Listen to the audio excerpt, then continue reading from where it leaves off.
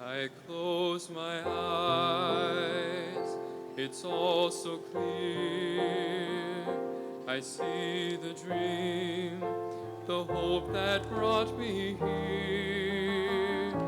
And though the road's been long, I keep holding on to the dream, oh, to the dream. It's in my head, it's in my soul.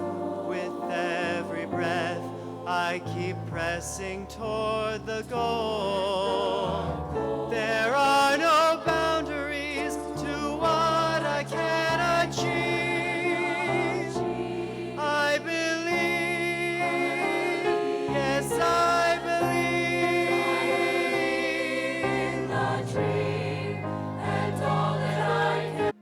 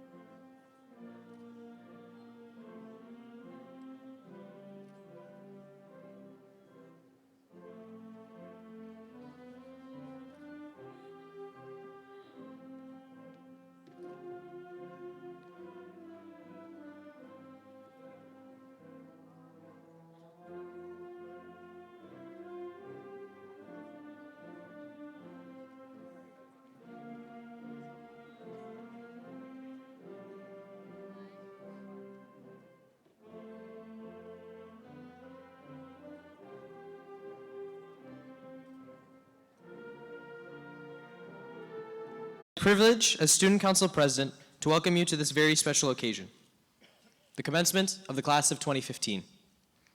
Please join me in saying the Pledge of Allegiance, and will all men please remove their headgear. I pledge allegiance to the flag of the United States of America and to the republic for which it stands, one nation, under God, indivisible, with liberty and justice for all. As a quick reminder, please no flash photography, videography, or portrait caricatures of the graduates during this event. Thank you. Please be seated.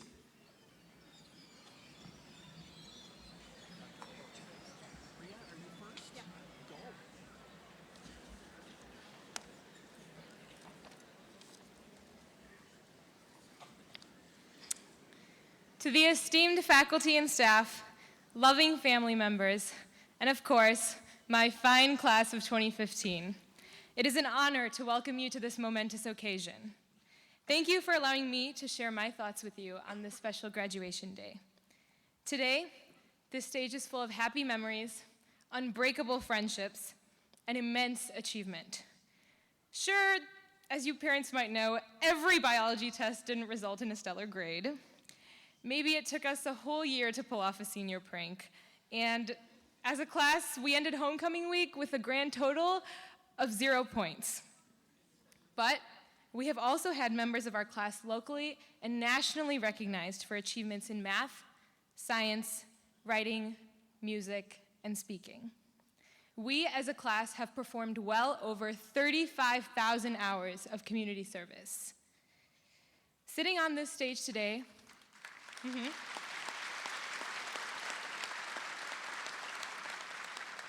Sitting on this stage today are all 195 seniors that we started the academic year with, something that no class at IMSA has done in the past decade.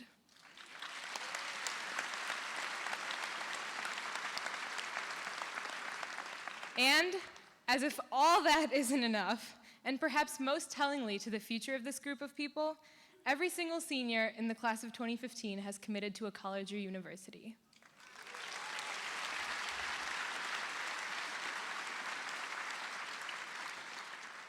When you think about this much lauded class taking the next step, even with all these significant achievements, it's easy to feel like just one little cell in the universe.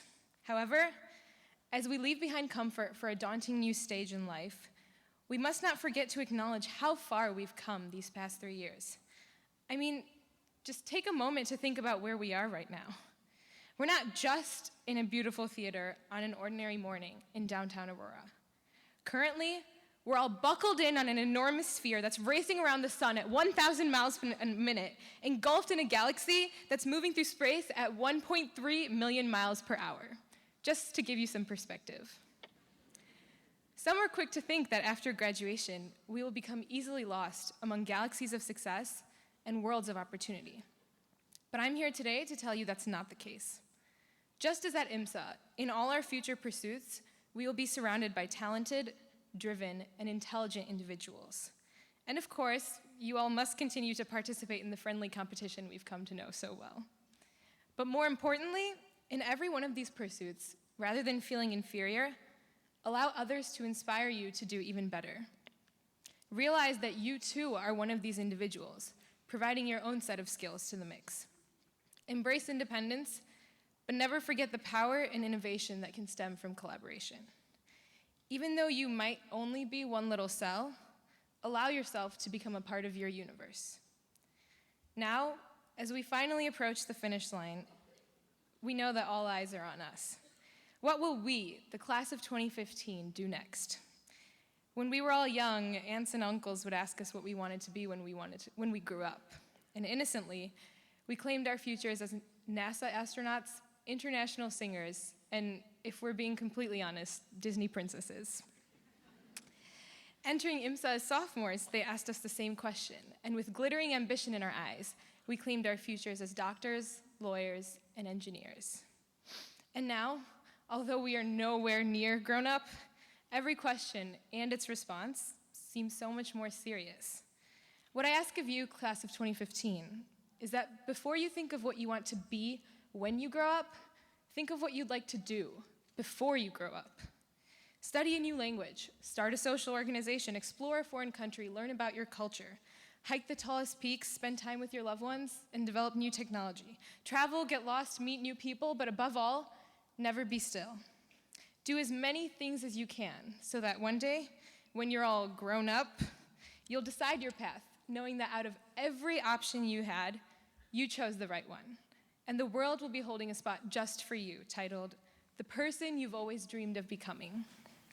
Ultimately, I believe that these adventures, full of exploration and discovery, are what will bring us real purpose and reveal our true passions. As we head out to create new lives for ourselves, the one thing I ask is that you do not focus too much on obtaining success.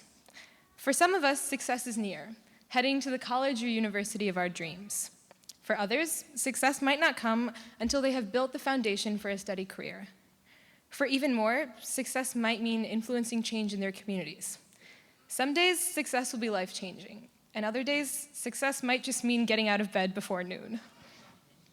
What we should really relish are the relationships we form with those around us on the paths leading us to our successes.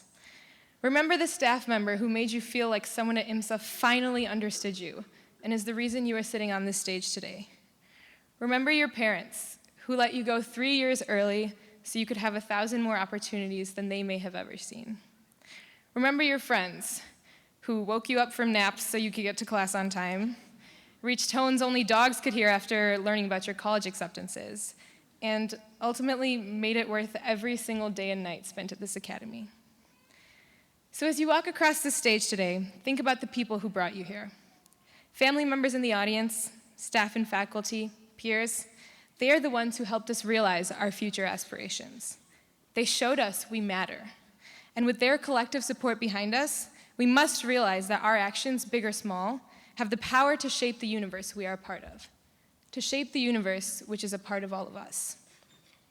But even though there are many changes we can influence in the world around us, some truths will stand unaltered forever. And one such truth is that all things must come to an end. Today is the last time all 195 of us will be in the same room together. Soon, we will walk across the stage and leave behind what has been familiar for 3 years. However, who is to say that as we hurtle across this universe at 1.3 million miles per hour, we will not come across these things again? Why should we not find what brought us the most comfort here at IMSA in the world beyond? Who is to say that you didn't find your North Star somewhere in this crowd? And regardless of where you go, he or she will always be here to guide you back home. Class of 2015, regardless of where our paths may take us, may we always remember this place, and may we always remember each other. Thank you.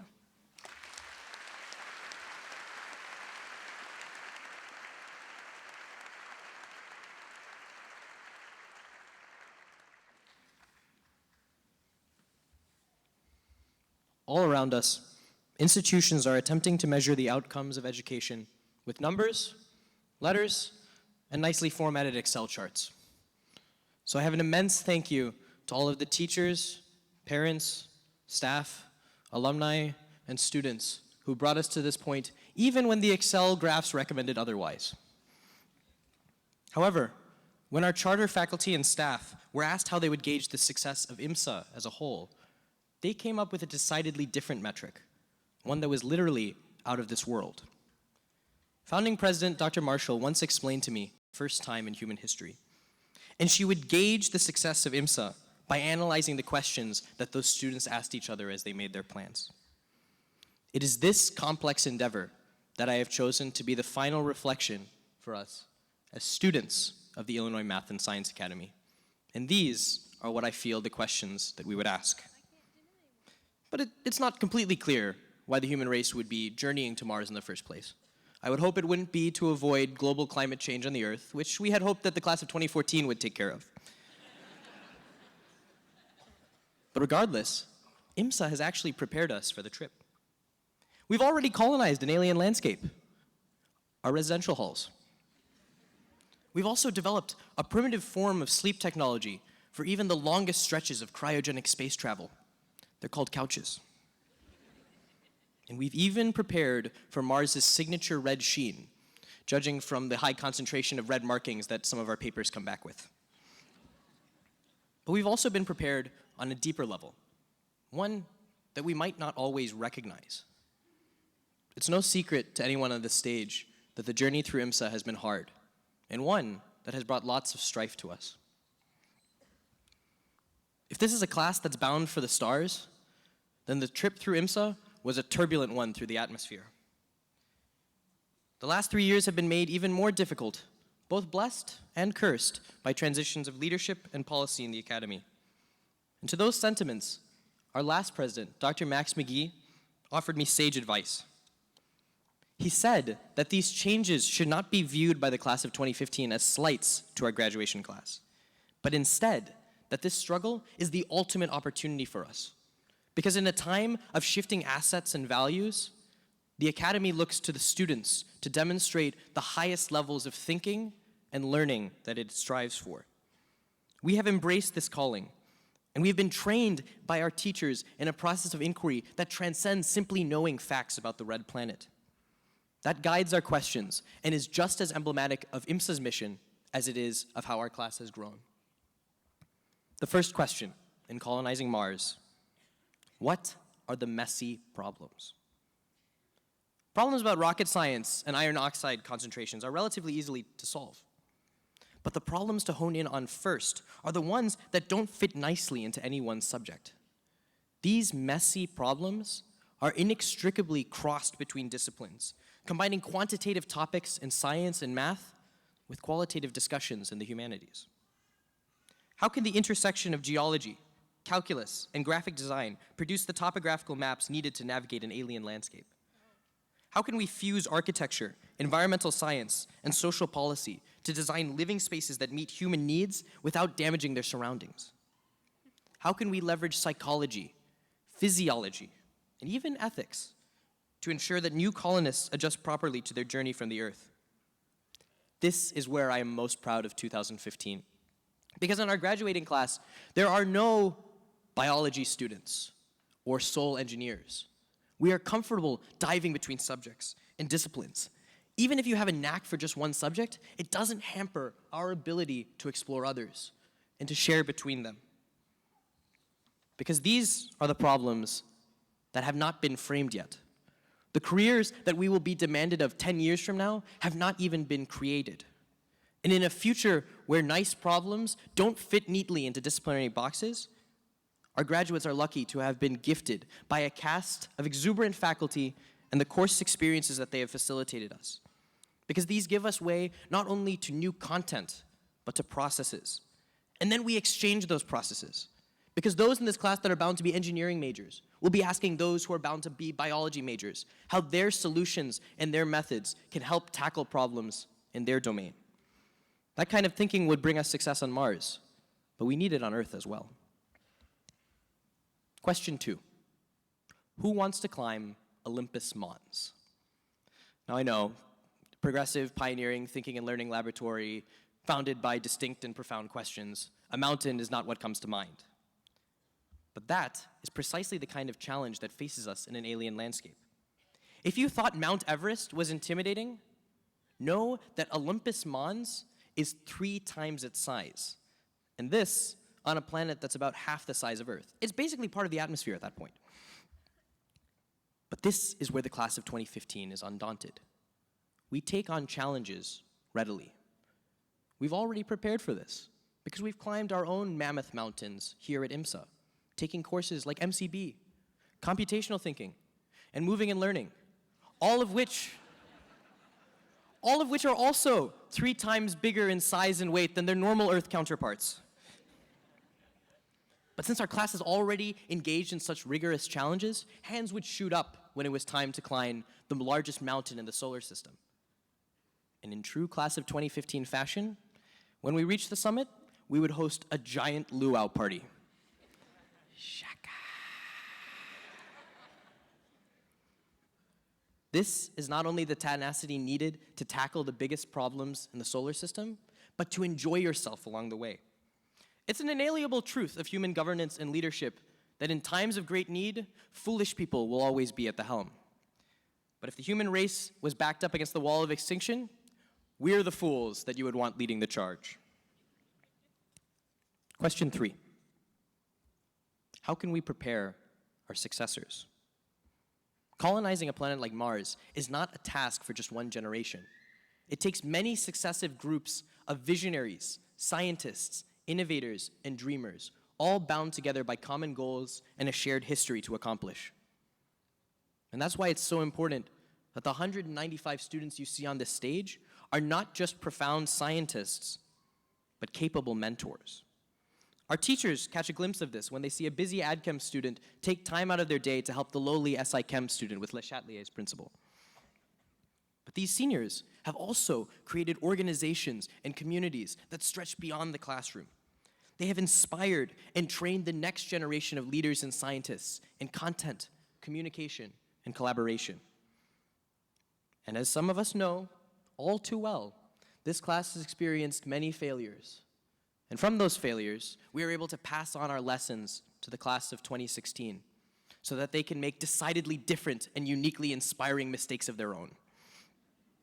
Perhaps, using the foundation that 2015 has built, the class of 2016 could accomplish a task like reaching the 2 tiny moons of Mars.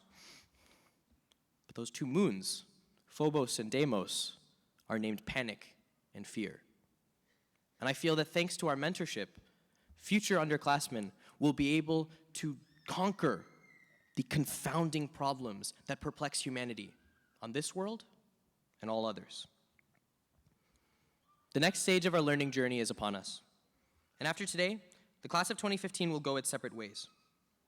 One day, it is probable that we will meet again in a laboratory to tackle a global epidemic. It is probable that we will meet again in a workshop to create technologies that will save the environment. It is probable that we will meet in a conference room to decide policies that will help boost economic growth in developing nations. But there's one more possibility, that you'll be called to join a room with all of your classmates for which the billing is colonize Mars. And whether or not you will accept that challenge rests in that all-important 4th question. How will we take positive risks? Innovative solutions to complex problems depend on exploring new approaches, building your passions, becoming a habitual risk taker, and even staying healthy along the way. These are risks that the current leaders of science and industry are taught not to take, but we, with maturity, can learn to master. There's a bold future inside each and every one of us, and it is perfectly all right to be uncertain about what that contains, so long as you are not fearful. Do not be afraid to take the unlit path. After all, we have to be comfortable with a certain degree of darkness if we are to see the stars and planets with clarity. Thank you.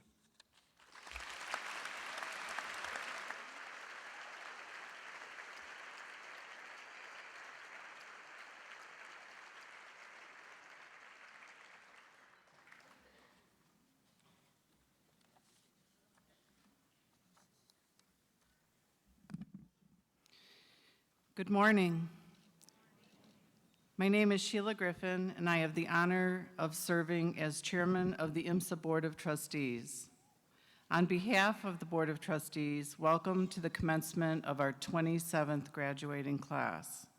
As a founding and 30-year member of the board, I take great pride in honoring each class and in celebrating this special day with all of you. This is a long-awaited milestone for a remarkable group of young adults and for all who have invested in their academic, personal, and social well-being. Family members and friends, faculty and staff, and trustees and funders are all gathered here today to show you, our soon-to-be graduates, how very proud we are of you. This has been a remarkable year, demonstrated by exceptional achievements by you, our graduates, as well as other members of the growing IMSA network. In your program today is a partial list of institutional and student achievements for the 2014-2015 year. This list is by no means complete. It is only a sampling, but you can see that we, as IMSA, have much to celebrate as a community while honoring each and every graduate. The board recognizes and appreciates the commitment of the IMSA faculty and staff, students and parents, alumni and educational partners, and the state of Illinois and private funders for believing in IMSA's mission and supporting our work.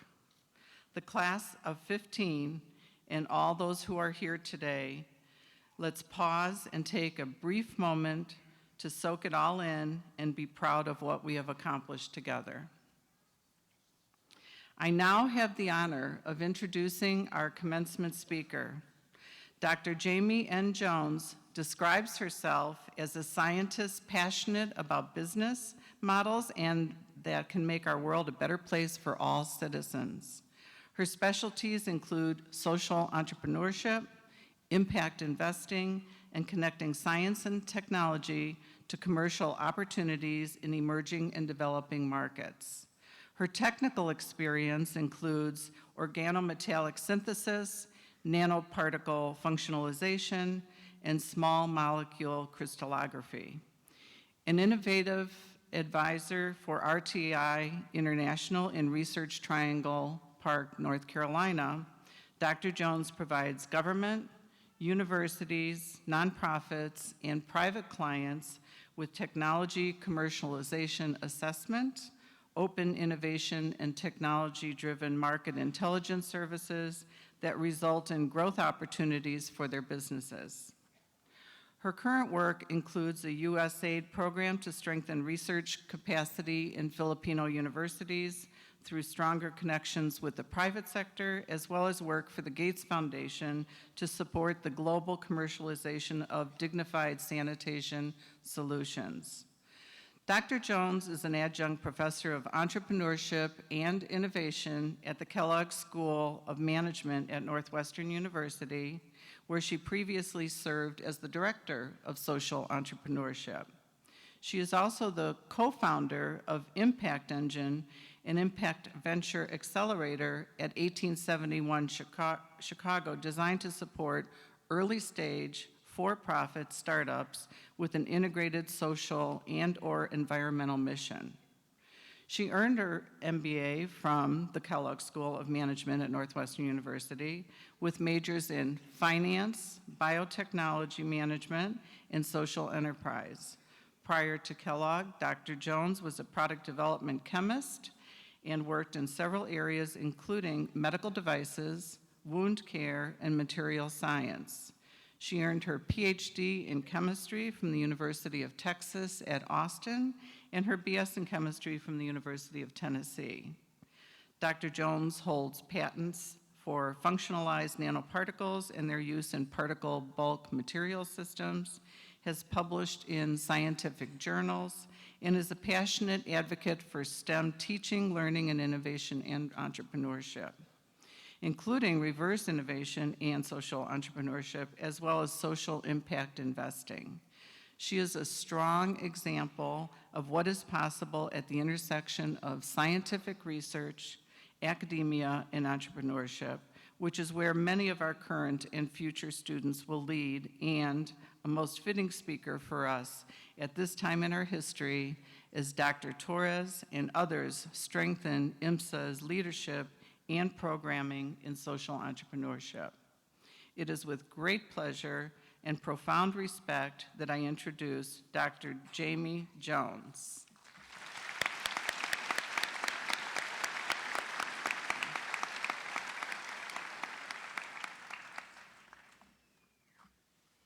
Thank you very much for that warm introduction, Chairman Griffin.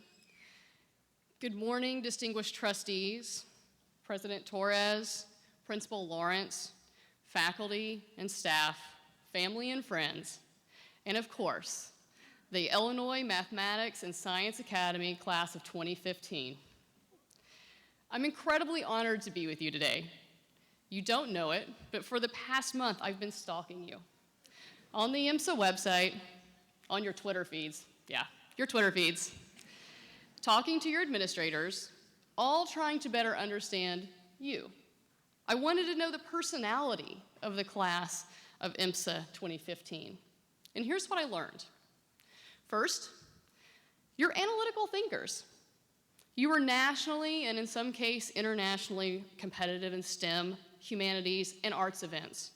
And that included being awarded the very prestigious American Academy of Sciences Outstanding Achievement at the national level in scientific research and leadership, and being named finalists in the American Computer Science League and High School Cyber Forensic Challenge.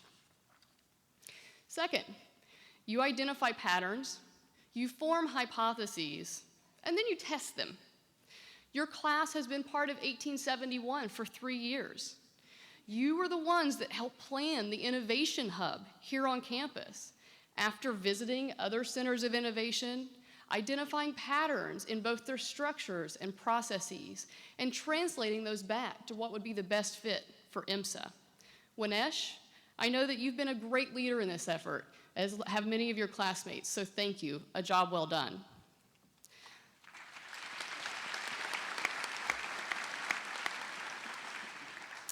Third, you're flexible and resilient. You survived the challenging conditions of the polar vortex, which included the pipes breaking and the flooding that occurred in your dorm rooms. I heard that many of you resorted to sleeping in sleeping bags just to stay warm.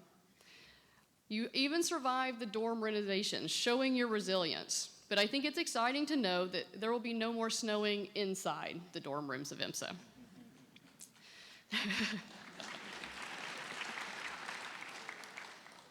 Fourth, you are engaged and concerned members of your community.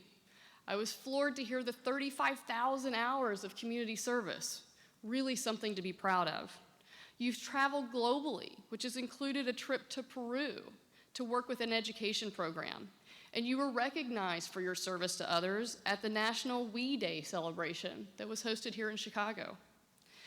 But finally, you're creative and you design solutions to challenging problems. You saw a need to address the issue of student stress, and you sponsored Stress Week to promote stress education and provide problem-solving tools to your peers. You saw an issue and you took action. And I also saw some pretty fascinating photos of a 3D printed corsage from prom. Really awesome. I'm a little sad I didn't get one today. If you've ever started to doubt the future of humanity, I hope that looking at the class of 2015 restores that hope.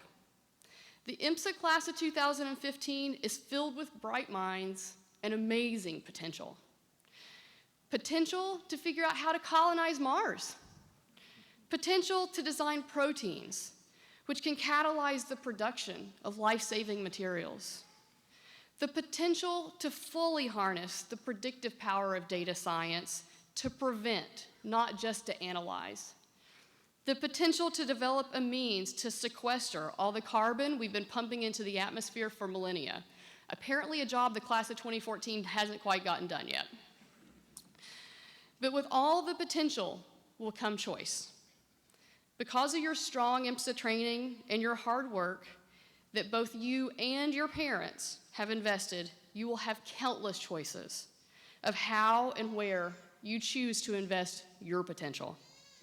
And today, I want to encourage you to invest it in AND. That's right, A-N-D. So stay with me for a moment. I promise this is going somewhere. Like you, I'm a scientist. It's very much who I am to the core. It's how I was trained. I'm a chemist, and despite the fact I no longer practice chemistry every day, I still use the present tense. I am a chemist. I'm a scientist with every ounce of my being, and it comes out when I'm least expecting it. Like when I'm marveling at the structure of a seashell, or wanting to know the biochemistry of how my vitamin supplements work, or feeling the need to explain why Roundup actually kills weeds, or, much to the frustration of my spouse, the need to stop and search for and then fully examine every single living creature on our walking trail. But after years of being a lab scientist, I knew I needed to make a choice. Did I want to continue my path in the lab, or did I want to explore a new interest, business? I chose to leave the lab coat and goggles behind and explore my budding interest in social innovation. I ended up at the Kellogg School of Management at Northwestern University, where I hoped to gain business skills that would position me to return to an organization and be the person that was able to speak 2 languages. I wanted to speak both science and business, and act as the translator, helping scientists to better understand how their technologies could impact humanity, and helping business people understand the challenges and realities of being a scientist. While I was at Northwestern, I learned about a new technology that the engineering school was working on. The technology would allow infants to be tested and diagnosed with HIV in the field using only a strip of paper. This was revolutionary, true engineering marvel, really. The engineering team had done groundbreaking work to modify the assays and the methodologies. It was science at its best. To their credit, they had been thoughtful from the very beginning about where the technology would be used and who would be using the technology. In addition to the technical sophistication, they had focused on ensuring that the product would meet the needs of the nurses and doctors working in the clinics that were multiple days' drive away from a city. I had the honor of getting involved with the Northwestern Global Health Program, where I, along with peers, traveled to Tanzania to explore how this technology would reach the doctors and the nurses in remote villages. We spent 2 weeks in the field, learning from individuals who were making the best with what they had. And it was through that experience and truly feeling the frustration of those doctors and nurses when they knew that their best option was to collect a blood sample, put it on the back of a motorcycle, send it 8 or 9 hours away to a regional hospital, and realize that less than 40% of them would ever return. It was devastating. And it was through that and understanding how difficult it is to deliver and maintain supplies in such remote locations that I saw firsthand the importance of "and." That trip made me realize that no matter how brilliant or heroic the engineers at Northwestern were, and how great the technology they were developing was, that without a business model, without combining the business model and the technology, the solution would never reach those who truly needed it most. My scientific inquiry had led me to a new research focus: social entrepreneurship. Social entrepreneurship is the quintessential "and." It's about business and society. It's about doing good and making money. Social entrepreneurship gave me the opportunity to encapsulate good technologies with business models that can be financially sustainable and have a positive impact on the world. After receiving my MBA, I stayed at Kellogg and helped build our social innovation program. While I was at Kellogg, I co-founded Impact Engine, an accelerator program based here in Chicago for ventures that have an integrated financial and social mission.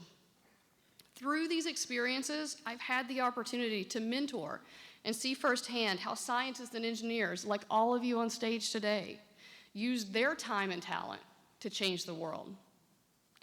For example, George Page. George is the founder of Portapure, but before he did that, he was a chemical engineer who oversaw all of the water treatment facilities for the city of Chicago, a very important job. On the side, George developed a patented and proprietary filter technology that removes 99.99% of all impurities from water, including bacteria. And that technology actually doesn't require any additional pressure, and it doesn't change the flow rate of the water going through it. It was really a revolutionary innovation on George's part. George's engineering work has resulted in a low-cost filter that could change the lives of the nearly 800 million individuals around our globe who lack access to potable water today. Or Shiv Rahadran, an electrical engineer with a love for electric cars. Shiv combined his skills and passion to form Totus Power, a company that's modifying decommissioned electric car batteries to create power systems for schools and hospitals who lack access to reliable power in India. Together, the science and engineering prowess of George and Shiv is changing the world and ensuring that there is an and, great innovation and a business model. But what about the choices I've made? How am I using my science training to change the world? Well, to be frank, I was a little surprised when Vice President Kathy Veal, on behalf of Dr. Torres, called me, because since I left Northwestern, my career's actually gone down the toilet. Yeah, you heard me correctly, truly down the toilet. My days are filled with talking about fecal sludge and the electrical conductivity of urine and how to best dry and sterilize poo. Should we use microwave or infrared radiation? Tough choices, really. And how and where do people around the globe defecate? These conversations, they make me the least popular person to sit next to at a dinner party. And it's certainly not the most glamorous work in my group of friends. But the work that I'm doing has the possibility to transform lives of billions of people around the globe that lack access to dignified sanitation choices. Through support from the Bill and Melinda Gates Foundation, a group of RTI scientists and engineers, which look a lot like all of you today, have spent the last 2 years developing a waterless toilet system for use in resource-constrained settings. The toilet uses almost zero energy. It sterilizes the wastewater, removing 100% of pathogens. It recycles the water for flushing and for irrigation. Its installation and operating costs is getting closer to viable for the vulnerable communities it seeks to serve. As basic as pooping is, how to effectively and efficiently deal with poop? Well, it turns out that's a highly technical problem. Our team at RTI is getting close. And my role is to work with the scientists and engineers to begin transitioning the technology they've been developing from the lab to the field with a business model that will ensure access to the most vulnerable populations while still being financially sustainable for our organization. My strong training as a scientist allows me to understand the technical challenges our engineers are facing, while also being able to act as the translator between their engineering world and the individuals our toilets are designed for. Each and every day I use my strong science training. I analyze mounds and mounds of data and new information coming in from our field studies. I look for patterns. I form hypotheses and design experiments. I measure the results and update my thinking based on my findings. I iterate, going back to the drawing board with new ideas and trying again, trying to fail fast and trying to fail cheaply. And I don't know about you, but that sure sounds like a lot of what you've been doing at IMSA for the past 3 years. The late Dr. Martin Luther King was quoted as saying, "Intelligence plus character, this is the meaning of true education." Your parents, your families, the distinguished faculty here at IMSA have all helped you build a strong character as well as strengthen your intelligence. They've given you the foundation that you need to be successful in college and in life. What you choose to do with your time and your talent will be up to you. You will have ample opportunity to make your contribution to society. And when those opportunities arise, or more importantly, when you make them happen, I encourage you to always look for the and. Find ways to integrate science and humanities. Connect technology and people. Make money and have a positive impact. And when the and isn't there, or when it isn't obvious, I challenge you, the class of 2015, to be the person who lights the path for others, believing that doing well while doing good doesn't require trade-offs, but that with creativity and hard work, the two can exist symbiotically. Today's the day you've been waiting for. Congratulations. I can't wait to see the impact that each of you make on the world. What will be your and?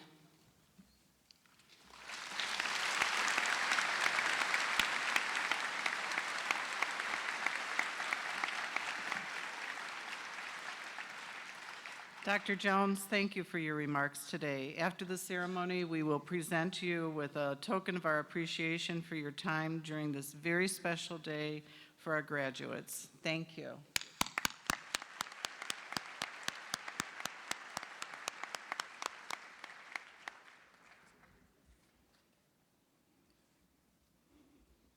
Good morning.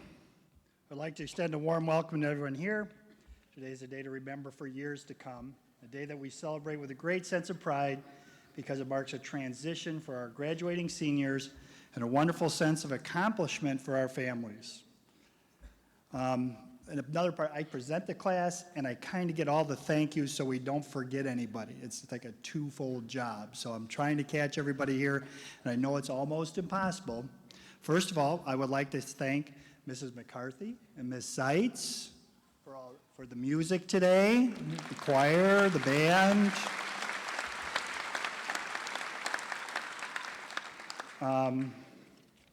I would also like, I've got this thing here, to say that my role here, okay, each individual today has earned the right to cross this stage and receive the coveted IMSA diploma. As any great accomplishment, it is rarely done in isolation. I've watched you work, listen, and argue with your teachers and staff for 3 years. All the while, you were accepting the gifts of knowledge that were offered and becoming a learned member of society. The best thing about your class is you helped yourselves, and you got help from everybody else and learned how to do it. When Yulia said at the beginning of the year, and I know Priya already mentioned it, but she said, okay, you have 195 kids, 105 students, let's have that many at the end of the year. I gotta say, I rolled my eyes. You know, it ain't gonna happen. It's never happened. Why would it happen now? And I think there's a lot of reasons, and we'll try to thank everybody. But if you could just, I know this is gonna be out of some people's comfort zone, it's a little out of mine even sometimes. Could you just take the hand of the next person next to you, turn to them and say thank you, because they are the reasons you really got by. You helped each other.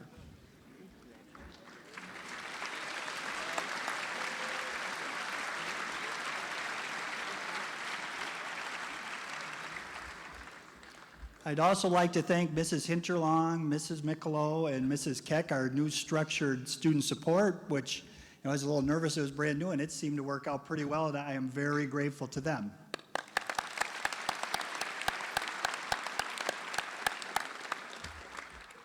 And I would like to thank Mrs. Kathy Veal for her work last year with the students.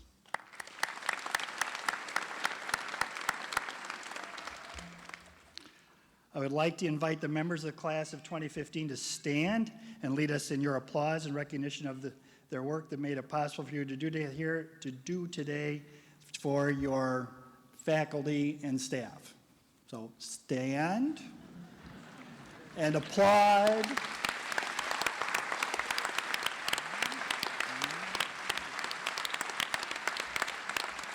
Stay standing. Now I would like you to applaud your friends, family, and other people, such maybe your brothers, sisters, anyone else that happened to help you get through this year.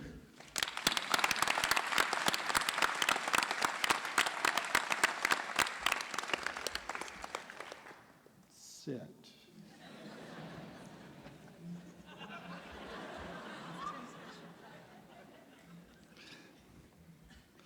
Parents, thank you for your commitment to your sons' and daughters' education, for the confidence in IMSA, and my pages are out of order. There we go. At this time, I would like to present to Dr. Torres the class of 2015.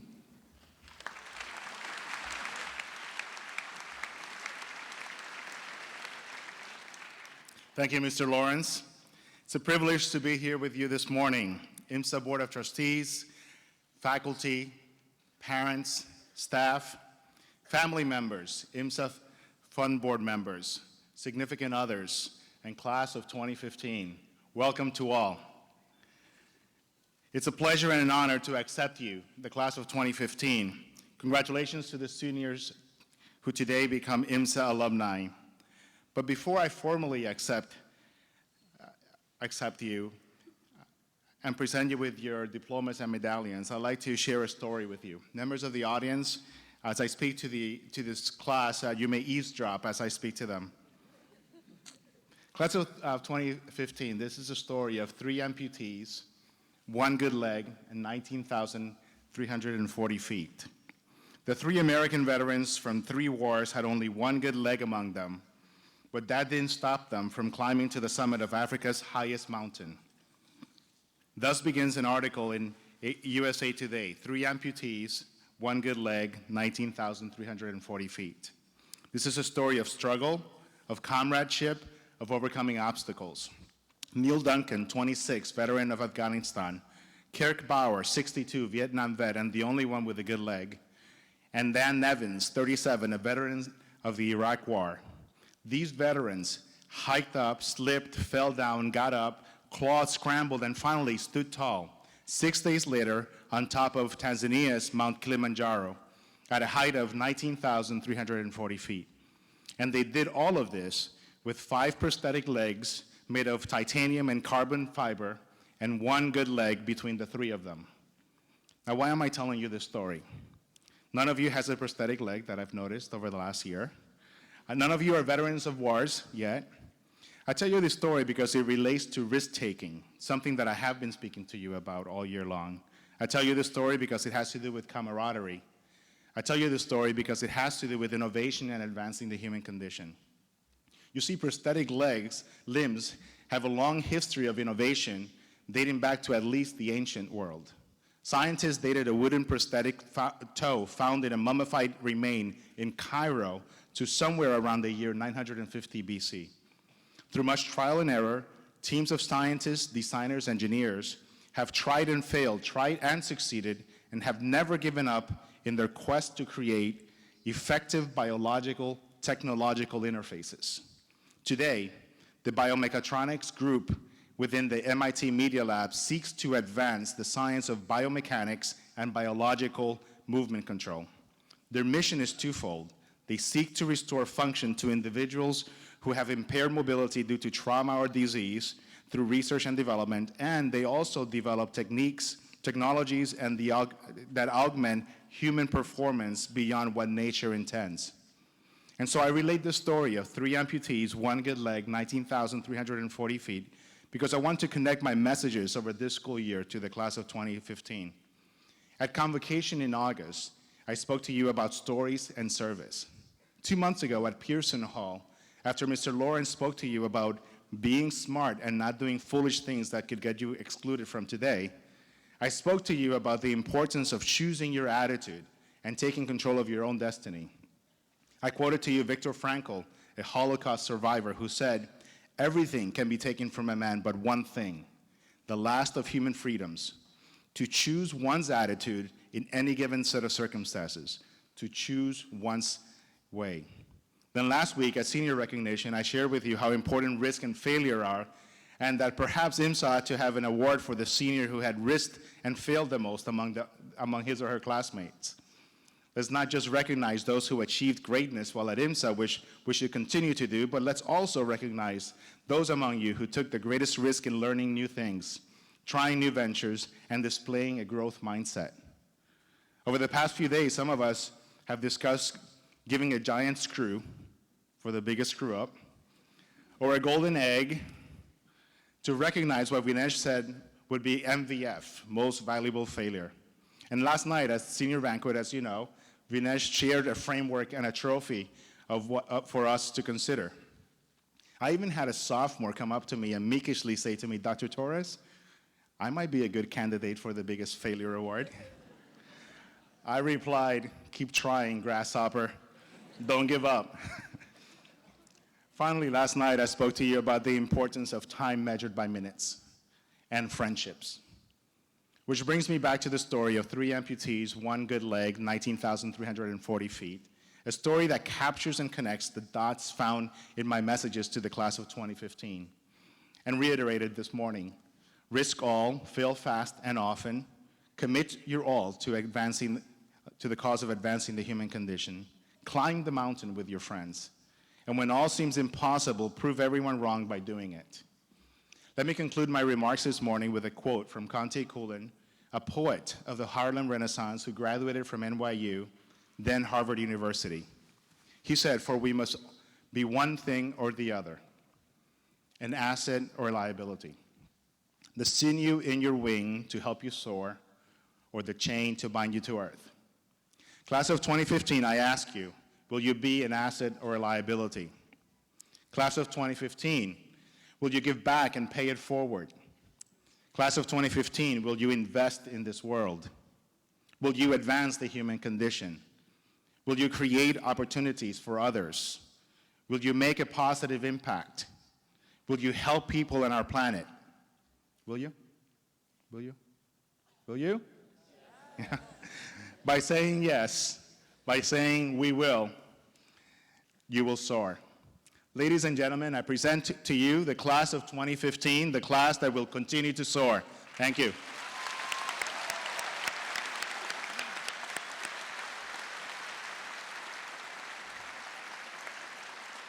And now it brings me great pleasure, and it's my great honor to accept the class of 2015 by the authority vested in me as president of the Illinois Mathematics and Science Academy, and on behalf of the Board of Trustees and the state of Illinois, I accept these students as graduates of IMSA and proclaim them as worthy to receive their diplomas and medallions.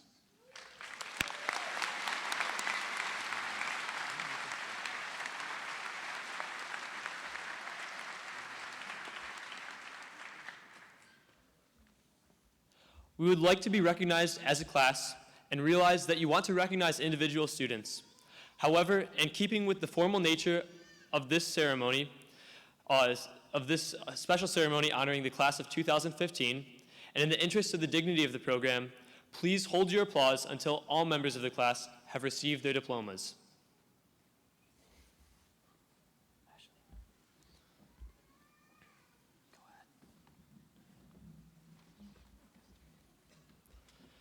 Ashley Unji Kim.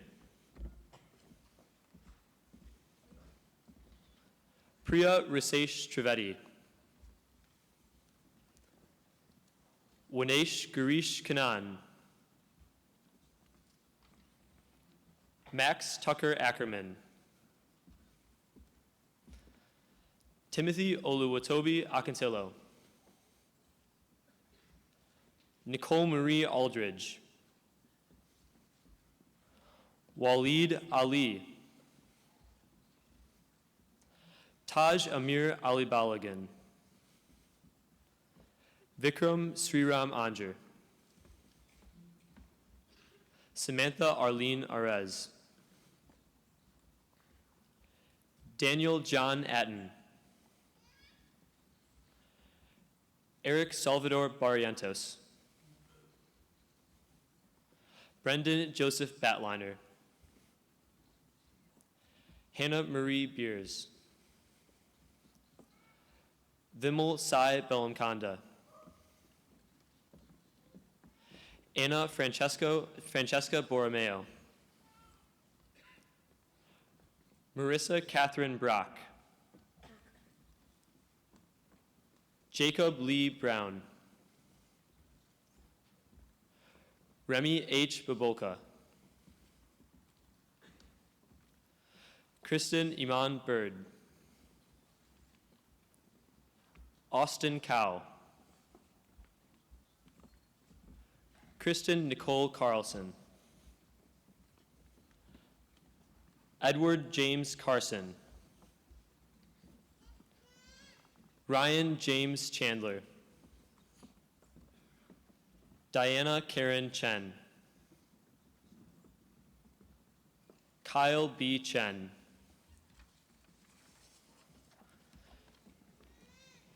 Shindy Chen. Samuel K. Chung. Grishma Chilakuri. Mary Krista Cody. Daniel Price Collins. Anna Maria Curtis. Amy Bibiana Della Torre. Mason Allen Dearborn. Jennifer S. Dew. Grace Y. Dwan. Alyssa Chanton Evans. Nissa Fahim. Molly K. Fain.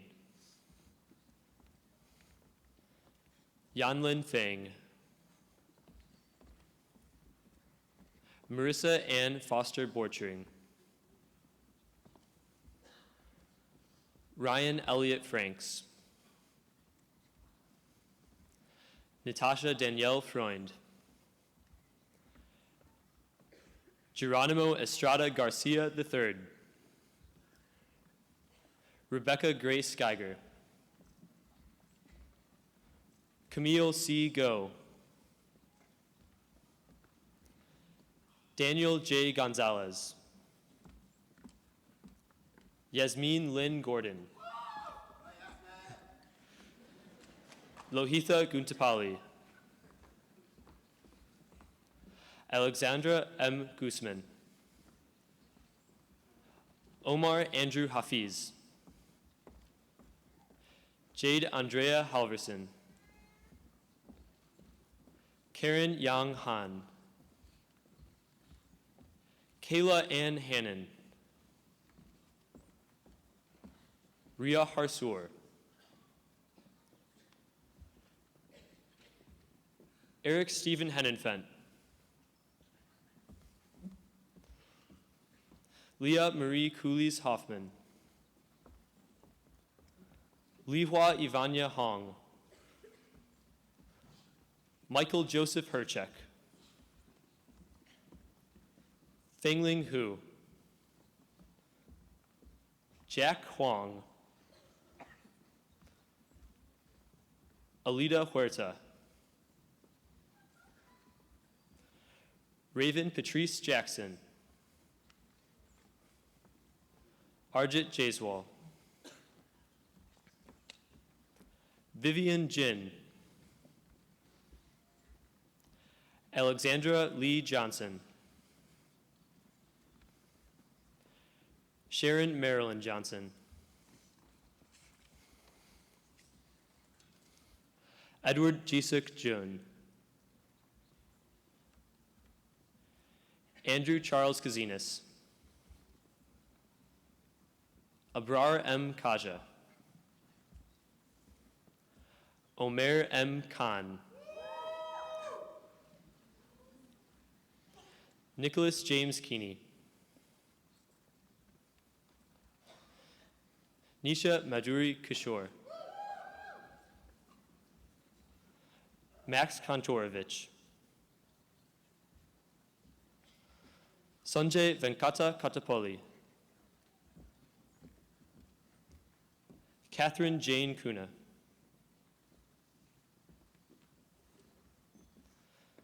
Sophia Shinsi Lam. Braden Miles Lauder. Claire Songhyun Lee. Kawai Lee. Laura Daniela Lehman. Dana K. Lay. Maximilian Ray Lembo. Jada Nicole Lewis. Quinn Tatsito Lewis. Patty Kit Lee. Evelyn Shenyi Liu. Vivian Wei Liu. Harishankar Logaraj. Sarai Rebecca Lopez. Singduan Lo. Malachi Reed Loviska. Derek Ryan Lubecki.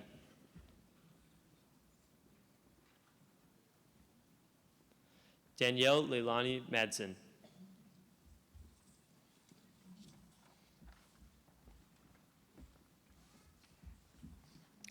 We would like to recognize our classmates Daniel Pecci and Andrew Salee, who are unable to be with us today. Timothy John George Guido.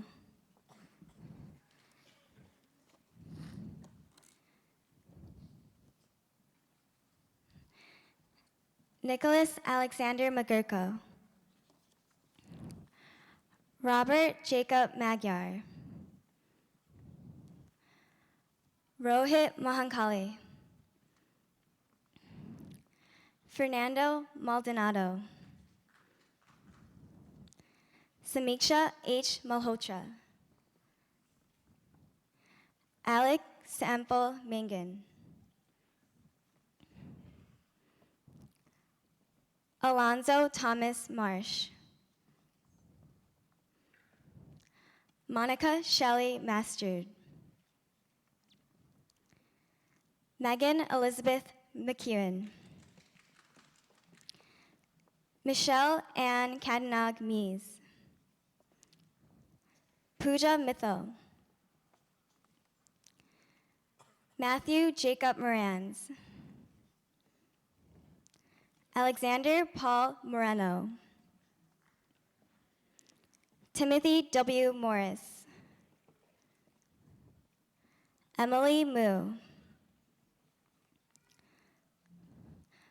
Luke Robert Musgrave. August Henry Negro. Sungu Nam. Saraswati Nukla. Nida Norman Tate. Evan Patrick O'Brien. Julian Victor Pacheco. Somi Park. Hanisha Parachuri. Dawson Dushant Kumar. Mit Mahendra Patel. Suchi Patel. Rajiv Timothy Patel O'Connor. Brianna D. Peterson. Jonathan Daniel Peliquin. Evelyn Perez. Lucelena Aime Perez Loriano. Glenn Pfeiffer. Matthew Alexander Pamela.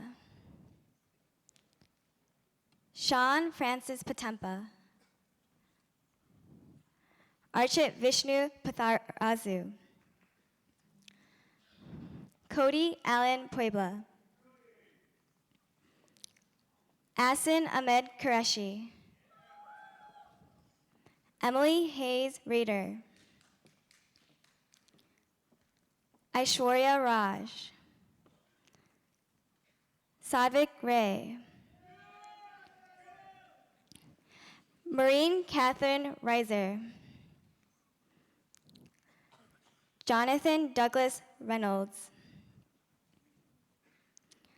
Dennis Theodore Rich. Megan Rose Roller. Akila Liu. Tarek James Sakliban. Rodrigo Alfonso Sanchez. Nicole Lynn Schubert. Brittany Renee Scott. Barvi Shah.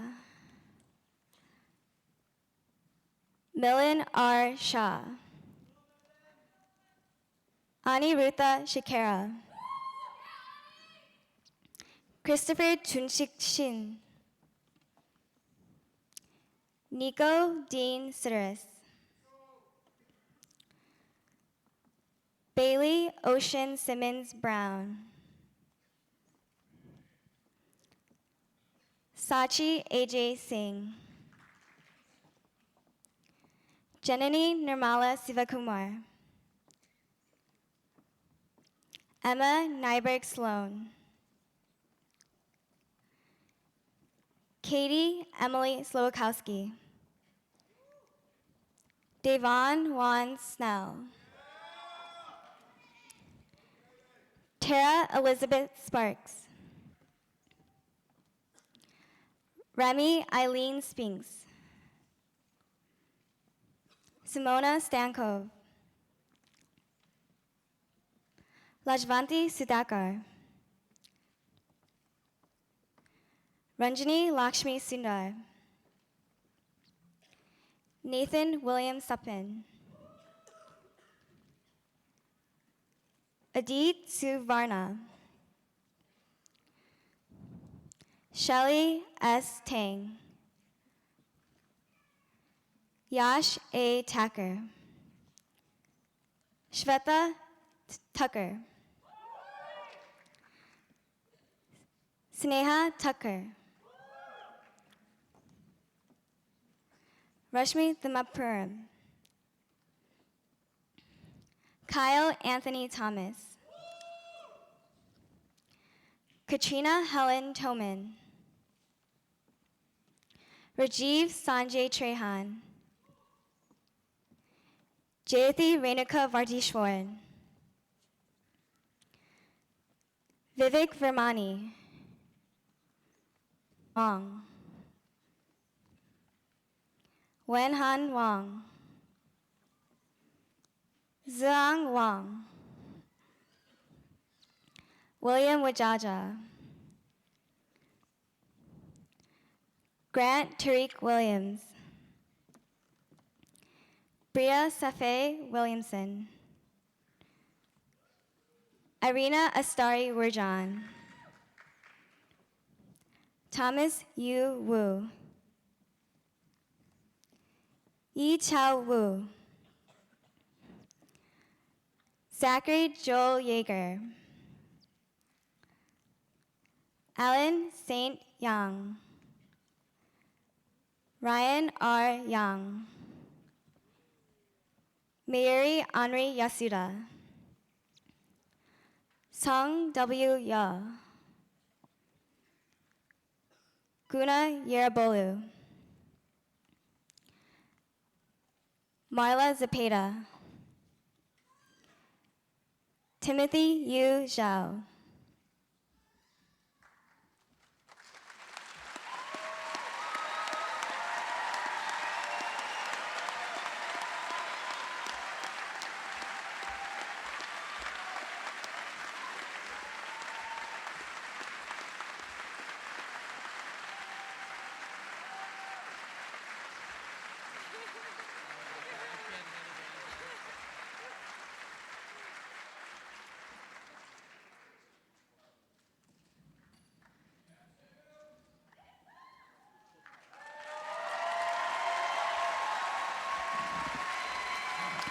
I would like to present the graduates of the class of 2015.